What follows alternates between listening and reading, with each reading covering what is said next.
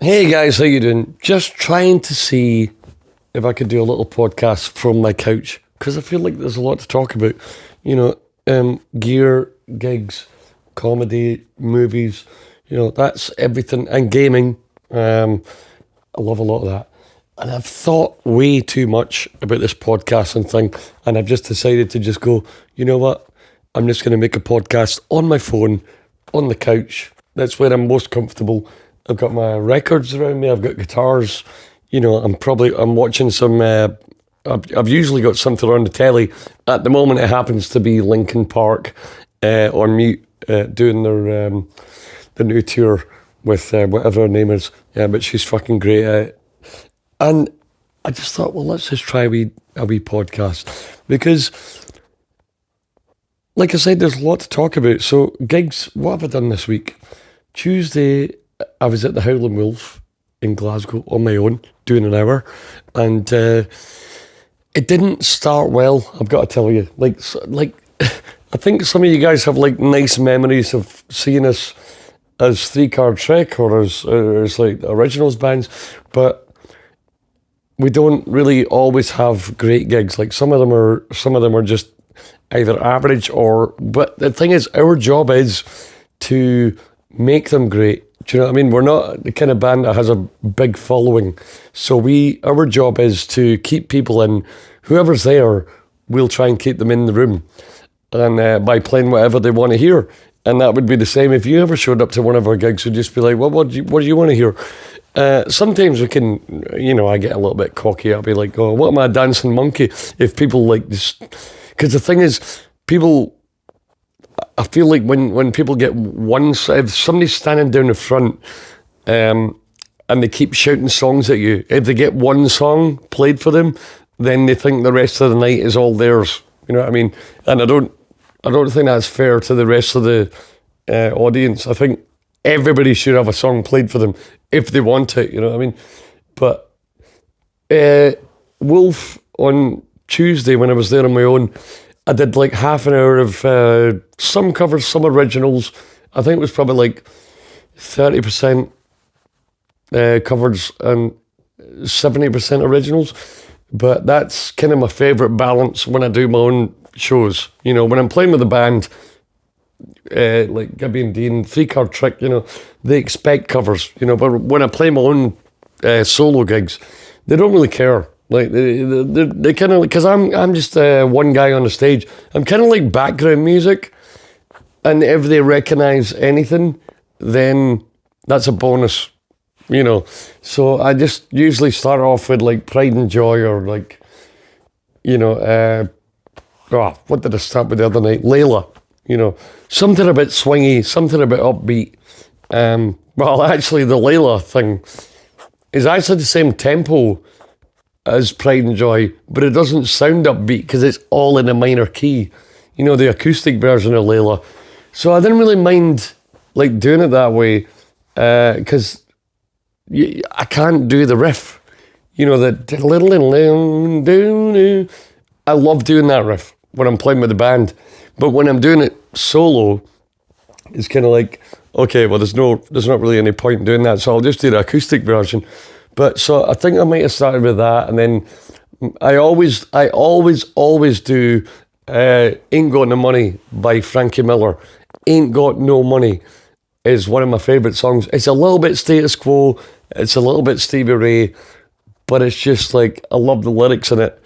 I'm looking for a woman about 5'4". I love the lyrics. I can't even remember them right now.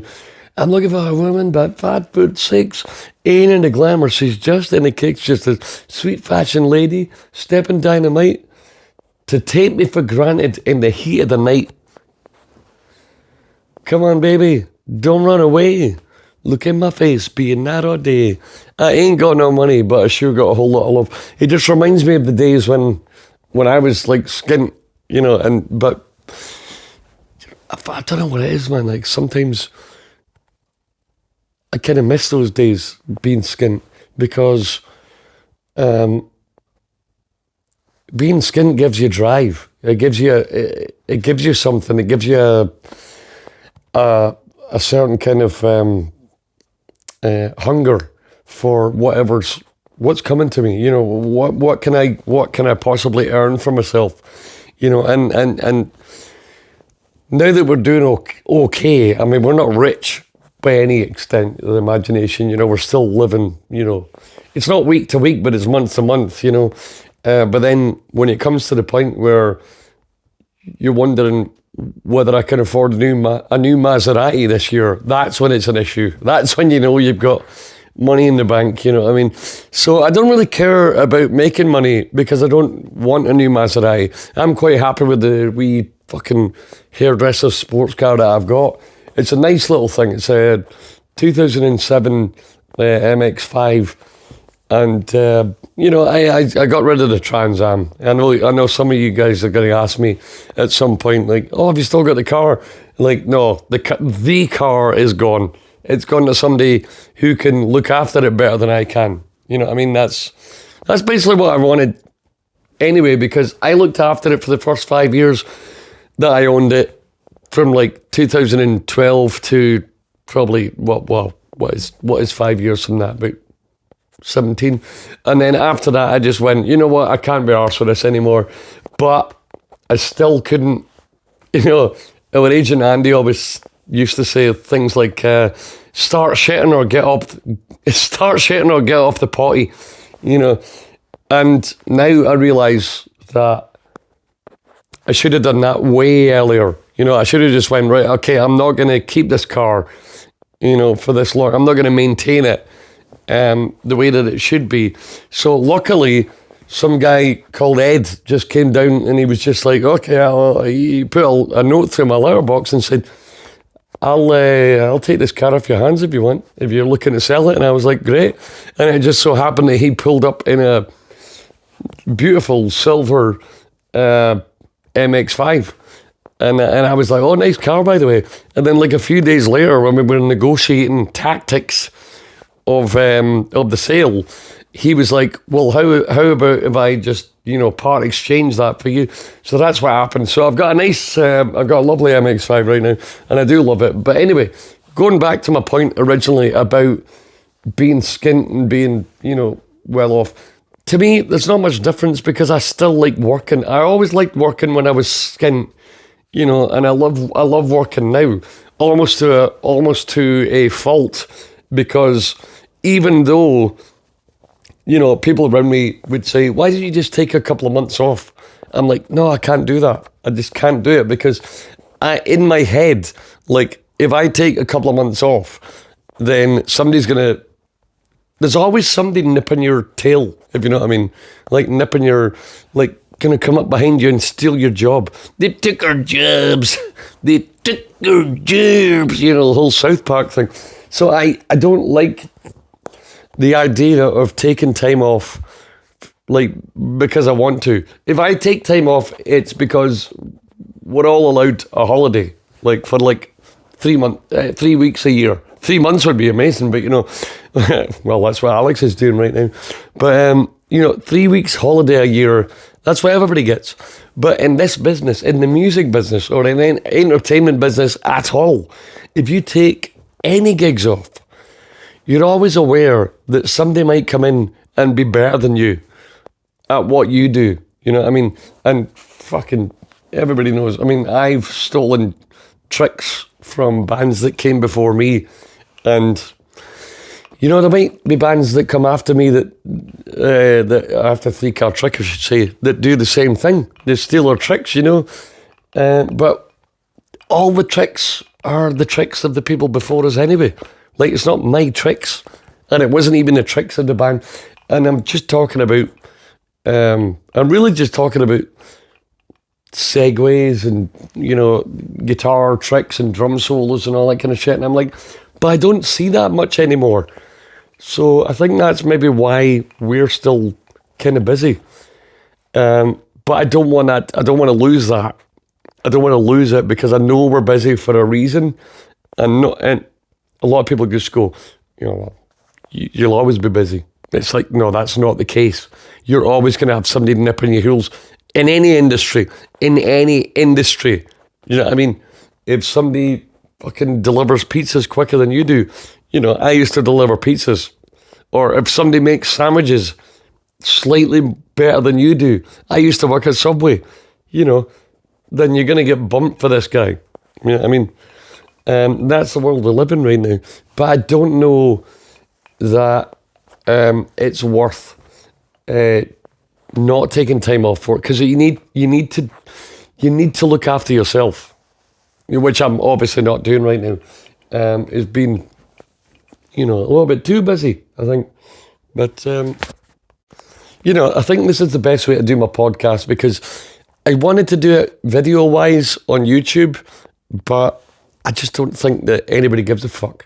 It's just easier if it's just like, I'll just talk into my phone and then just put the whatever graphic I've ended up putting up on the screen right now. Because you guys have got your pods in, I've got my pods in all the time. You're listening to shit, and sometimes you just don't want to listen to music. Sometimes you just want a break from that. Sometimes you just want to listen to somebody talk. And that's why podcasts are so great. And I love listening to guys talking about comedy and music. And in a weird way, I feel like music and comedy, musicians and comedians are so similar. But nowadays, and here's a weird thing that we can talk about, is that I think like comedians are doing so well right now because reels and short form content it lends itself to that industry, especially for the one-liners, or even if it's somebody who tells a story that lasts like 3 minutes. I mean, that's a 3-minute reel right there. But a song is 3 minutes. But for some reason, the likes and the views and then the responses on social media are all for like seriously short form content. So I'm just wondering if you guys could shine any light on that, and whether you could find a reason for that, because like a song is 3 minutes, and then they got back to the point where the Beatles were doing the 2.5 minute song, or the Love Me Do was less than 2 minutes, and yet it was one of their biggest songs. And then you got things like I'm the Walrus that are like, I don't know, 6 or 7 minutes long, but still a great song in a different way, and A Day in the Life is one of my favourites as well. But maybe that's because it's like 3 different songs put together. I don't know. But I think comedy's doing really well right now because of reels and because of social media being so like insecure about itself, really, and not really knowing what it is. It doesn't know what it is. It's basically testing its own waters with regards to like reels and like. But I think we all know that the attention span of the average person is now down to like, what, fucking 15, 30 seconds? If that. The Vines were great because that was like 7 seconds, but that was like on purpose, 7 seconds. That's all they would give you. And now you're talking about, like, you could have reels that are like 6 minutes long, but you'll still only get like 30 seconds worth of viewership out of them. So I don't really know what's going on. It's exciting to think that there's a bit of a shift. And one of the most important things for me is the fact that, and me, and not just myself, but like creators, like content creators, I don't consider myself to be in that crowd because I don't do it regularly. But one of my favourite things to consider is the fact that, we don't do this content creation for a living. We think we're doing it as an aside to what we actually do, which is going out there like in the pouring rain and then loading gear in and playing for 3 hours or 4 hours, whatever the fuck it might be. And that's where that's your day-to-day income, you know what I mean? But then when you get to the point where you're doing like reels and content online and you start making money from that, I sometimes do worry. It's like, well, if I was to make more of a living out of doing that, would I still want to do the other? And I think I still would. Because because I'm 41, I'm old school. I just love the idea of touring. I love touring. I love playing with other humans. I love playing in a band. I love the camaraderie of if it was a great gig, we share the enjoyment of that. If it was a shit gig, we share the blame. If there's any blame to be had. I think some bands, including us sometimes, we kind of get to the point where we're just like, well, it wasn't our fault, it was the audience. And, I kind of err on either side of that because sometimes I do a shit job of being a front man and being personable in that. I sometimes do a shit job of that, and yet it's still a great gig. And then sometimes you kick the arse out of your own personality by like, I just rolled out of bed, I'm at this gig right now, I'm in front of 100 people that couldn't give a fuck that we were here, but I've got to make sure that they have a good time. So you absolutely, like, give them, I mean, I don't have any stock banner, I just talk to people on the mic and see if they react, and if they do, oh no, sorry, if I work my arse off in that respect and then they don't react, I'm like, well, that was their fault. But I don't know. It's a fucking weird thing, man.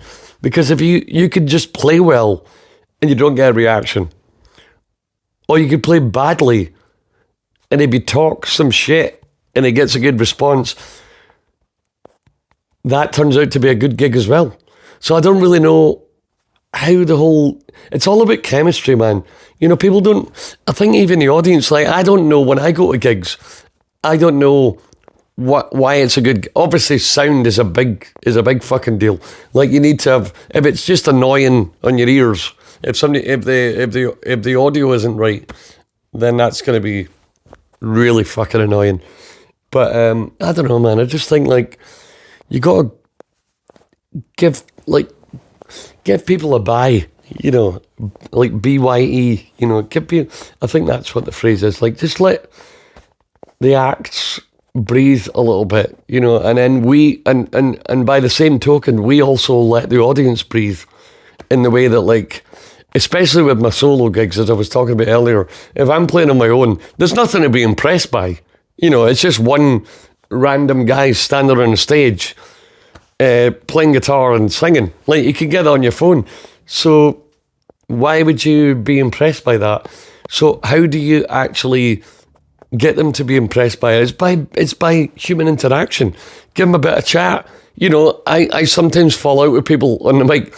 More often than not, I don't, but probably 5% of the time, there's like an issue, But I like that though, and they like that as well. Like, even the person who's like having a go at me loves that, because after the gig, they'll come up to me and go, oh, that was a great bit of chat there, man. Because people like human interaction, and they also like being called out, especially from whoever's on the stage. I don't. If I'm at a gig, I like to just stand at the back and just like be invisible, because I just want to watch what's going on. But by and large, I think some people like to be, I think most people like to be kind of involved in what's going on the stage. Maybe I'm wrong here, but maybe I'm feeding too much into the comedy thing here. But I don't know, man. It could go either way. And but the fact of the matter is, I still love doing it. I still love playing gigs and having a bit of crack with the audience. And if they're into it, I'm into it. If they're not into it, I'll quite quickly figure out that they're not.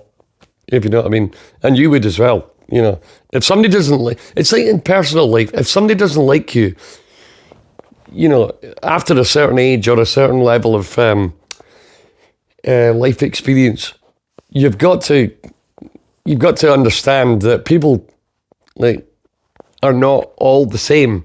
So if you tell a joke to somebody and they don't like it, or if you make a quip, or if they make a quip to you, you might just go, I don't like this person. And that's fine. But, give them another chance. Give them one more bite of the apple, and then, and they might give you another bite of the apple. But I just don't think it's, I just don't think everybody's the same. And people are getting so different now. because there's no, what's the word? Like, with as far as like entertainment goes, everybody's got a billion different things on their phone feed, you know, whatever that might be, Facebook Reels, Instagram, TikTok and all this shit, and YouTube. You know, my YouTube is just full of people, well, it's like comedy podcasts or people talking about music equipment. That's basically my entire YouTube. Or sometimes like gaming, you know, oh, this funny thing happened on when I was playing like Fortnite or Evil Within or Resident Evil, and I post videos of that. But I think that people are like the entire infrastructure of society is becoming so diverse now that's why you can't say anything. You can't say everything to everybody anymore. You can say everything to anybody as long as that anybody is like, you know, they're in your ballpark. Do you know what I mean? It's like Jerry Seinfeld had a great one where he was like, I can say anything to all of you, but I can't. Oh, what did he say? What was it? I can talk to all of you. Oh, Jesus, I need to get this right because it's such a great line. He was like, I can just, he was just talking about what it's like to be a comedian in front of like 70,000 people in an arena, as opposed to like talking to one person backstage or like, you know. And I think he said something like, I can talk to, that was it, I can talk to all of you. I need to put a pause there just so you can, you know, I can talk to all of you, but I can't talk to any of you. That was such a great line to me because I feel like that as well. I'm so and I think a lot of performers feel like this, like we're so like uncaged on stage, but then when you get off stage, as soon as you walk down those 2 or 3 steps and you're standing beside the bar, you know, in our world, you know, Jerry Seinfeld isn't walking down 2 or 3 steps and standing at the bar. But as soon as you walk down those 2 or 3 steps and you're standing at a bar beside somebody and they're like, here mate, how come you didn't play any Pink Floyd? I'm like, well, A, you didn't ask us to, and B, you know, we're shit at it. And then he starts, oh, because I saw Pink Floyd in 2000 and fucking... I'm like, God, how many facial expressions of I do not care what your experience of Pink Floyd was do I have to give you before you just go back to your, you know, shot of Jägermeister, and it wouldn't be that because Jaeger's cool. Your shot of, oh fucking hell, you know, go back to your fucking bottle of Blue Wicked. You know what I mean? And just fucking, you know, it's not that I don't like people talking to us, but we all feel the same. Like, I love if it's an intelligent conversation, I fucking love it. And then you get this whole thing of like, we made you, we're here because we're paying your fucking way. You got in for free. You're watching a great band live, and I don't just mean us, I'm talking about covers bands in general. You got into this building for no money. None of your doubloons crossed palms for you to get in here. So you're standing there at the bar, and you're paying for the beer, obviously, but you'd be paying for the beer if we were on stage or not, or if there's a fucking DJ on, which I don't have a problem with DJs either, but it's entertainment. And it just annoys me when people go, oh, well, we made you, or if it wasn't for us, you wouldn't be here. It's like, if it wasn't for us, you wouldn't be here. Oh, God. I could talk about this for fuck. Excuse me. I could talk about it for days, guys. But anyway, I'm going to post this, see what you think. I don't really care because there's no camera, you know, there's no camera on me. I'm just sitting on my couch, just talking into my phone right now. I'm going to put a stupid wee graphic up, and, you know, it's up to you if you want to listen to it or not, but it's so glad if you do. Thank you very much. And if anybody else, if any other musicians want to come on and talk some shit to me, then let's make it not so big a deal. as we did before with the whole three cameras on the podcast thing. Let's just make it like a, sitting around chatting and we've got a couple of microphones, I think people like that stuff because they don't want to be sitting watching a podcast. I'm the same. Like, I don't like watching a podcast. I listen to a podcast till the fucking cows come home.